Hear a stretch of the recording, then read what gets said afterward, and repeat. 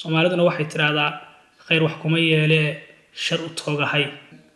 Waxaynu insha Allah ta'ala maanta ka hadli doonaa bal shiicadu firaqda ay u qaybsamaan iyo inta ay u qaybsamaan. Bismillahir Rahmanir Rahim. Alhamdulillahi Rabbil Alamin. والصلاة والسلام على سيد المرسلين وعلى آله وأصحابه ومن تبعهم بإحسان إلى يوم الدين وبعد. وحلقتي صدحات وكم بدا حلقاتكي هي كلماتكي كوبنا وافتيمنتها إن كجهد لني مذهب كشيعة هي وحايهين waxaaynu ka soo hadalay oo inoogu dambeysay labadii xalqo hore bal inaan si guud shiicada u taariifino asaaskoodii iyo soo bilaabashadoodii iyo cidii asaastay iyo sababihii iyo asbaabtii keentay inay bilowgiiba mu'assiskii fikirkani uu ku faafiyo oo jaaniskaas ka helo bilaadii Faris. waxaynu insha Allah ta'ala maanta ka hadli doonaa xalqadan aynu kaga hadli doonaa bal shiicadu firaqda ay u qaybsamaan iyo inta ay u qaybsamaan. shiicadu waxa la yiraahdaa waa firaqda ugu qaybsanka badan ama inay si kala tafaruqaan oo furuuc kale ka sii dhexbaxaan ugu qaybsamida badan. Imaam Shahristani kitaabkiisa Al-Milal wal-Nihal waxa uu ku tilmaamayaa inay 22 firqo ay gaadheen oo waliba 22 kaana kuwa kale ay ka sii farcameen oo ay aad u sii bateen. Marka waxaan tilmaami doonaa insha Allah kuwooda ugu muhiimsan ama dawaa'ifta ama firqada ugu waaweyn. إمام أما الشيخ عبد القاهر البغدادي كتاب كيساس الفرق بين الفرق سوى كتل ما بيا أصل كهرة بلوغي إني أفر قيبادو قيب سمين كدبنا يسي كلا فرقوين كلا يكسي دلاعين لكن أفر تفرقو هو وين ووحا كلنا يقون هو السمان أيام بين إن شاء الله أما ومهم سن بين طابن دونا كدبنا الضعيف فضائية فرقة ugu horeysa baynu maanta ka hadli doonaa aynu tilmaami doonana wax ugu muhiimsan ka hadalkeedu. afarta firqo ugu muhiimsan waxa la yiraahdaa firqada koobaad al-ithna cashariyah ama ar-rafida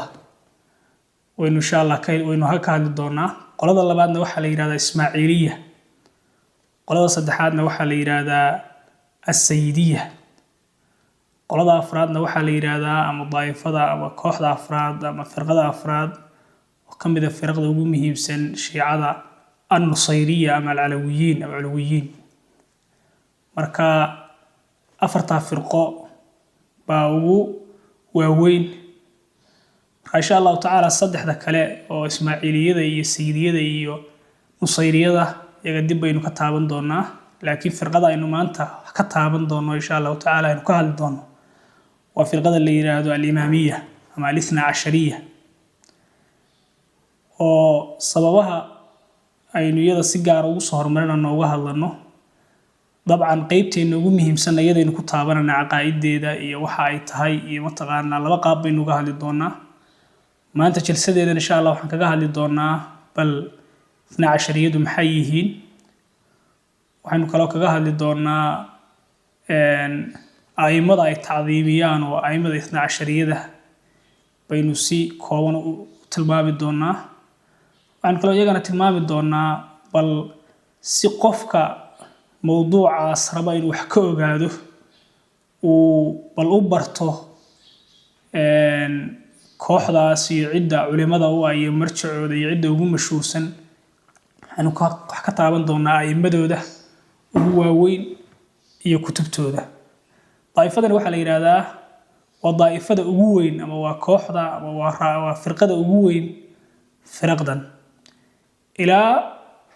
mu'arriqiintu ay tilmaamayaan ba inay 80% shiicada adduunka joogta 80% وقرض الرافضة اللي يرادا ما يسنع عشرية إحصائيات كقيمة waxay baleeyeen boqolkiiba 9 weey inta soo hadhayna waa firqada kale oo iyaga kamid ah marka waa firqada weyn oo meelaha ay wujuudka weyn ku leeyihiin oo waxa la yiraahdaa hadii la tilmaamo oo la idlaaqo la yiraahdaa shiica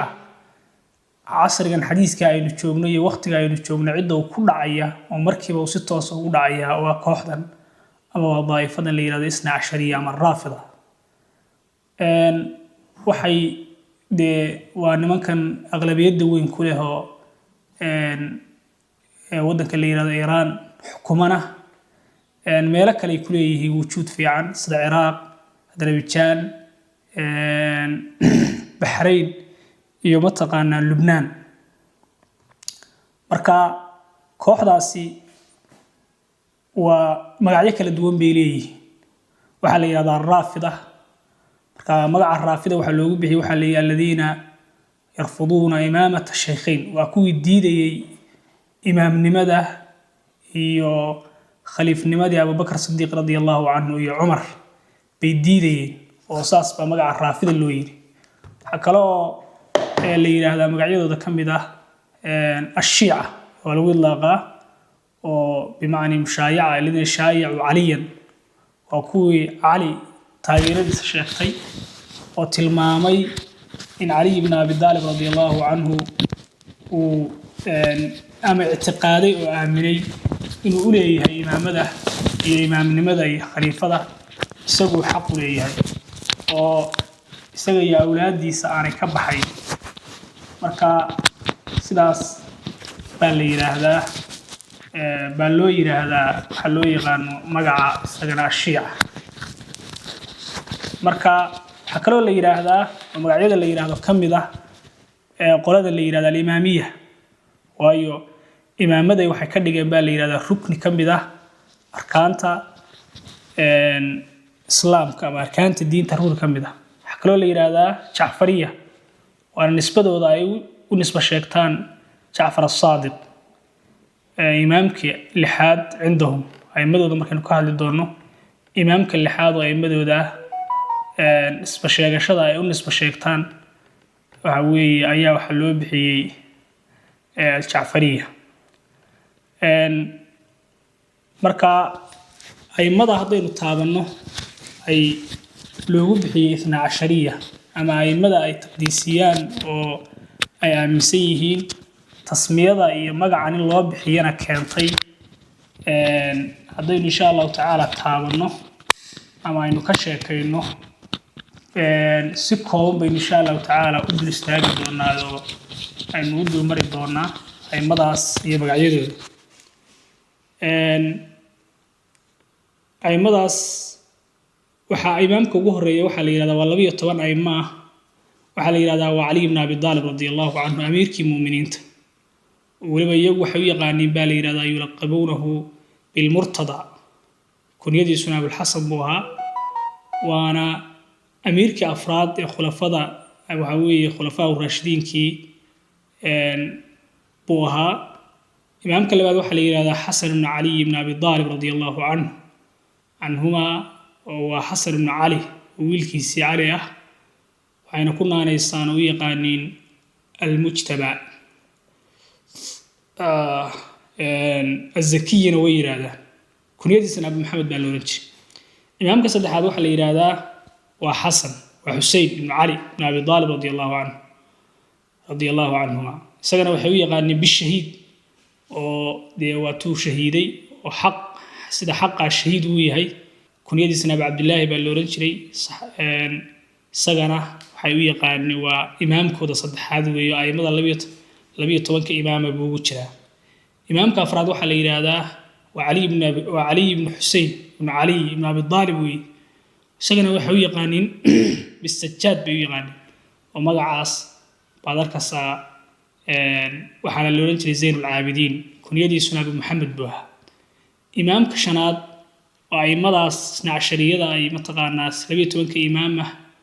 أي شيكتان وأي كوبان أبورتان وحاليرا إمام كشناد ومحمد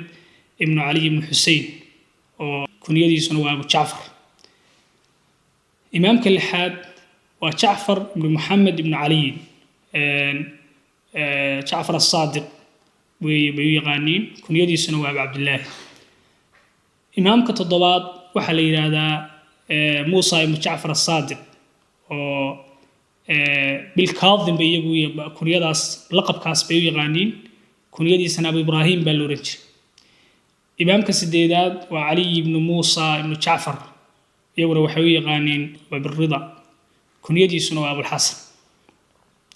إمامك السقالات ومحمد بن علي بن موسى ويقول بالتقية أبي قانينه مركا كنيدي سنة أبو جعفر بالورج وإمامك السقالات وأي مضى كمده. إمامك الطبناد وحلي هذا علي بن محمد بن علي حنوي قانين يقول بالنقي بالهادي لوضع واجران كنيدي سنة أبو الحسن بالورنجري. إمامك كوبي طبناد وحلي هذا حسن بن علي بن محمد ولقب كيسر زكي بوي قانين بالعسكري لوضع كنيدي سنة أبو محمد بالورنجري. إمامك اللي بيطبناد وإمامك قدام بياه ومحمد بن حسن العسكري حنوي قانين بالمهدي الحجة القائم المنتظر كنيدي سنة أبو القاسم بالورنجري ومركا وإمامك أي راهدين علي هذا وحول الشيء لبقل كنتني لحدي هجرية ده وإمامك يا مسيهين وحوي ومقيه هذا وصوب حدونه وقلي قد أما ميلها وقرقي عبيسة طبعا وصوب حدونه وحلي وإمام دونه يا مسيهين يا أبدا عقايد وذا كم بدنا ويكون لسان ونارك دونادو إن شاء الله تعالى marka aynu ka hadlano caqaaidooda baynu arki doonaa. Intaasi waa aimada 12 aimada ah ahlu beedka oo ay ku baan abuurtaan oo mataqaana ay 12 loo yaqaan waxay ka aaminsan yihiin iyo caqaaid ahaan oo insha Allah ta'ala waynu arki doonaa aimadan heerka ay gaarsiiyeen laakiin hadda waxay ahayd inaynu bal tirino aimadaas waxaan tilmaami doonaa insha Allah iyagana bal si qofka موضوعاً وصفي عن وصفي فهمه وقرته نمان كان الشيعة اللي يرادا من رافضة من 12 ده بل علماء دو وين ومتقانا مذهب كودنا بدقة وها وكتبته داي مرجعويه وفتوده داي متقانا أصل كوها مذهب وين تقديسيان كم ده وكتبتنا له حوجه الرأي بل سي حتى مركن كهلا هذا عقائد ده kutubta aimadooda waaweyn ay qoreen ba aqaaidooda badankooda ay ku qoran yihiin oo الشيخ الداعية ممدوح الحربي كتاب كيسا مجمل عقائد الشيعة على ميزان أهل السنة والجماعة مركو كتاب الرسالة صفي عن وغهلي عقائد الشيعة وأيام سيه ولب هذه الضائفة marka la saaro miisaanka ahlu sunnaha wuxuu keenayaa aimadan kutubta aimadoodu ay qoreen iyo mas'ale kasto caqadi oo sheego ka sheegay inay aaminsan yihiin meesha ay kaga taalo iyo meesha ay ku sheegeen culimadooda ugu waaweyn waxa la yiraahdaa oo mashhuurka ah caanka ah oo daarabti 12 marjaca u ah Ali ibn Ibrahim al-Qummi Abu al-Hasan kamid ah oo dhintay 307 هجرية وعنا عانكو يهالي كتاب كيسا تفسير الغمي حالي هذا وننكا تحريف القرآن الكريم كتاب كيساس ننكا كشهي وي ومؤلفات دورة نقوليه هاي وتحريف كقرآنكو إنه تحريف ولا تحريفية ننكا شهي وي كتاب التاريخ بوليه كتاب شرائع كتاب الدوليه كتاب الحيض كتاب التوحيد والشرك هي كتاب فضائل أمير المؤمنين كتاب لهنا وليه وكله قال كتاب المغازي هي غير كيد بوك من الكتب وليه هاي نكاس باكم بدأ مدو دواوين حكم بدأ يسقنا اللي يراد محمد بن يعقوب الكليني أبو جعفر بن اللي هذا ويسقنا وحول بنتي صدح بقول هي اللباتن هي 6 هجرية بنتي كتاب كلا يرادو كتبته دواوين كتاب الكافي اللي يراد نكلوي waxaa la yiraahdaa kitaabkiisaas 22 safxo oo kitaabkiisa kamid ah وجزء كوباي جزء اللبات كريه بوحو كجا هذا القرآن كتحريف كيس ين قرآنكو التحريفية والنقص جاي قرآن كتحريف كيس كجا هذا مركا وأنا كتاب وينو حوي كتبت مرجع وكم ده حكم ده محمد بن علي بن حسين ابن باب ويه الغمي بسونا كم ده وحنا معروف كويه يدحدو ده اللي يقانا بالصدوق وسونا وحول انتي صدح بقول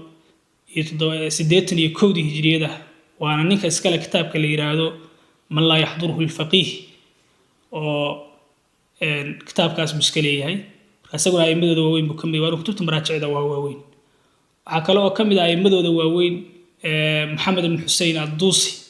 أما الدوسي وسونا دنتي أفر بقولي لحدن كي هجرية ده وأنيك كتاب كان تهذيب الأحكام وكل لي كتاب لي كتاب الاستبصار كتاب وحليه هاي كتاب لي كتاب التبيان كتاب الغيب أما غيبة كتاب أمال الدوسي كتب تصدم بوليه هاي أو كتب ضائف فضن مرجع أما مذهب كتشيع مرجع وعكلوا تشره نلا يراهدو استغنى أي مدو ذكبد آيات الله ما مقاني ويستغنى كم ده وأنك إسكال كتاب كليرا تنقيح المقال في أصول الرجال وأنا ليرا دوان إمام كودا في الشرح والتعديل مركز لقاها اللي بابك شرح التعديل إمام كودوي أو كتابك عليه هيبقى ليرا نكاسي كتابك تنقيح المقال في أصول الرجال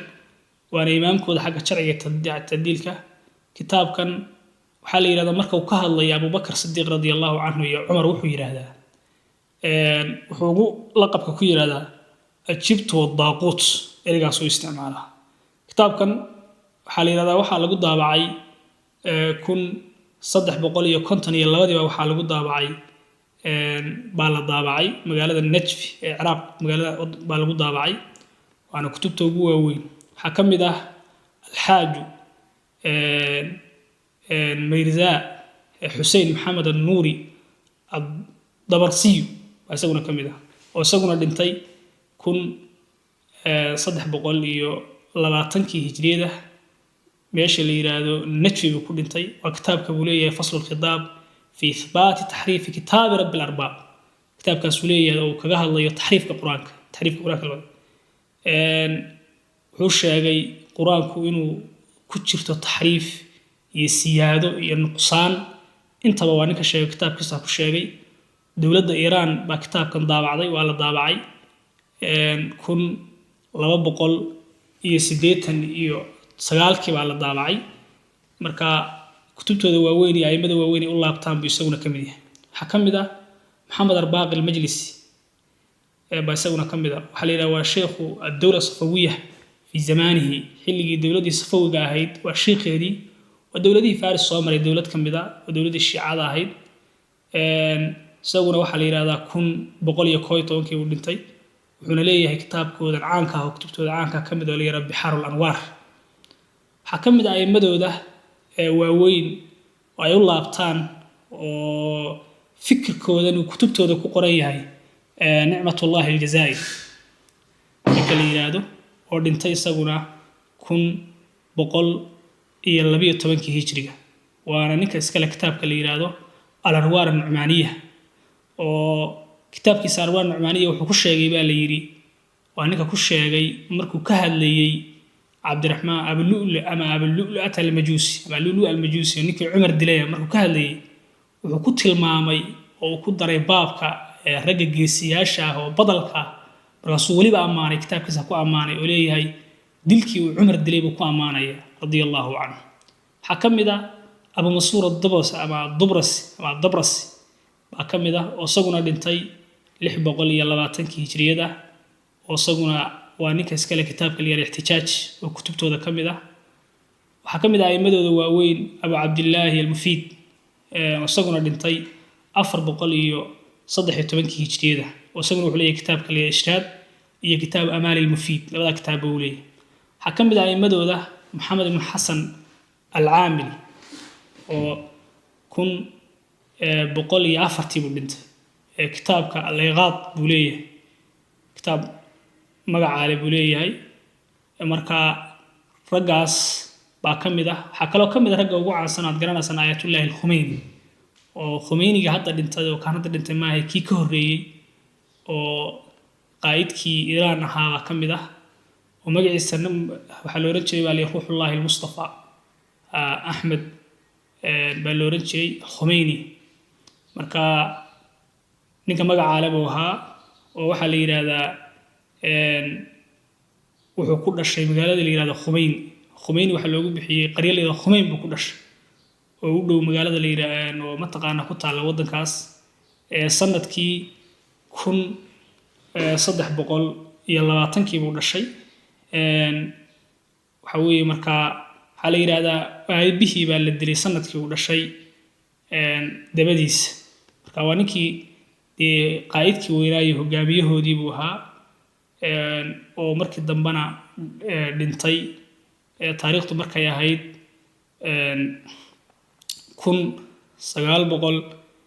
1989 hijriyada miilaadiga buu dhintay isagoo waliba cumrigiisu da'yahay oo cumri da'a maraya buu dhintay baa la yiraahdaa ninkaasi waxyaabaha laga sheegay waxa ka mid ah waa dadkii aadka u waaweynaado kutub buu leeyahay kitaab la yiraahdo kashf al-asrar buu leeyahay waxa la yiraahdaa kitaabkaas Umar bin Khattab radiyallahu anhu waa amaasha kufriga ah oo sandaqada ah oo aad Umar radiyallahu anhu loogu maagay kitaabka kaga hadlay kamid wuxuu leeyahay kitaab la yiraahdo tahrir al-wasila iyo kitaab al-hukuma al-islamiyya baa kutubtiisa kamid marka waa ninka yiri baa la yiraahdaa inna ta'alim al-aimma ka ta'alim al-Qur'an aimadu waxa ay bixinayaan iyo ta'alimta iyo waamirtu waa waxa quraanku bixinayo kale waa ninka yiri baa la yiraahdaa marka 1989 buu wuxuu ku dhintay isagoo wali cumrigiisu uu madaxa la sii galay 80 sano buu dhintay waxa la yiraahdaa nacash baa lagu qaaday quraarad ka samaysan magaalada Tehran dhexdeeda baa la mariyay isagoo wajigiisu faydan yahay halkaas la dhex mariyay oo la mariyay waxa la yiraahdaa isagoo ay hareerihiisa marayaan oo ay dhex ag socdaan muriidiintiisii iyo dadka atbaacda u ahaa shiicada ahaa mu'arriqiintu waxay leeyihiin waxa dhex socday naxwa 10 malaayiin raafidi wax ku dhow 10 milyan oo raafidi baa la socday oo isciidiyay meydkiisii markii la siday isku ciidiyay oo iyagoo waliba baa la yiraahdaa dhabanada iska dhirbaaxaya oo waxa weeye laabta garaacaya oo mataqaana arintaas sameynaya oo waliba mu'arriqiintu waxay leeyihiin waxa loo dhisay oo sida caanka ah hadda mashhuurka wadankan Iran waxa loo dhisay bina weyn oo qubba loo dhisay Iran ku taala dahab ka samaysan dahab lagu sharxay oo meel gaar ah loo doortay oo magac loo bixiyay gaar ah waxa la yiraahdaa markii qubbadiisa ama meesha loo dhisay mataalada barnaamijka meesha loo dhisay waxa ku baxday bay leeyihiin mu'arriqiintu wax ku dhow 7 milyaar ama milyaaraad oo dollar baa ku baxay markaas waxay leeyihiin qaybina inta in ka yar bay sheegayaan laakiin wax ku dhow inta baa ku baxay in meesha la hagaajiyo la qurxiyo la bakuurooyahay meesha loo dhisay markaas mu'arriqiintu waxay leeyihiin fi baladin fihi 5 malaayiin caadil balad ay ku nool yihiin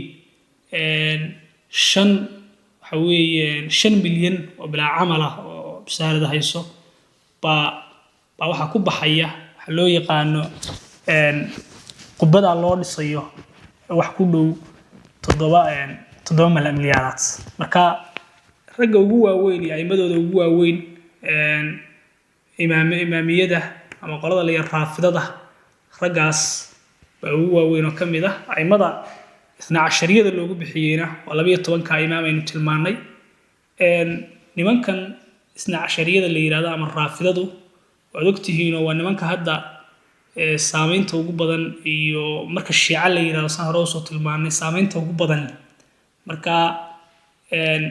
waxa markasta looga hadlayaa oo mowduuca ayaga si gaar ah loogu iftiiminayaa وعقائدooda iyo waxa ay qabaan iyo waxa kamid ah waa niman islaamka madhabkooduna uu intishaar fara badan sameeyo juhuud fara badan ku bixinayo manhajkooda inuu faafo oo caalamka meelo badan kamid uu gaaro awood fiican leh waana hadda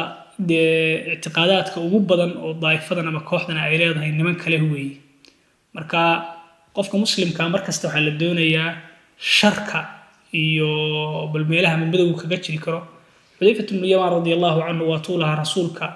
dadku waxay weydiin jireen khayrka aniguna sharkan weydiin jiray saan isaga ilaaliyo Soomaaliduna waxay tiraahdaa khayr wax kuma yeele shar u toogahay insha Allah ta'ala maanta waxaynu kelmadeena ku soo koobanaa nubdada kooban oo aynu kaga waranay bal shiicadu intay u qaybsanto iyo shiica imaamiyya maxay yihiin ama raafida maxay yihiin aymada 12 ka magacyadooda iyo waxay yihiin iyo ugu dambeyn inuu ka hadalay bal maraajicda iyo kutubta ugu muhiimsan iyo aymadooda waaweyn ee u laabtaan oo qofku ku garan karo ama cidda ugu caansan oo mataqaana oo ku garan karo إن شاء الله تعالى حلقتي صدحات تحسبين كسوكو بنا وصلى اللهم وسلم على نبينا محمد وعلى آله وصحبه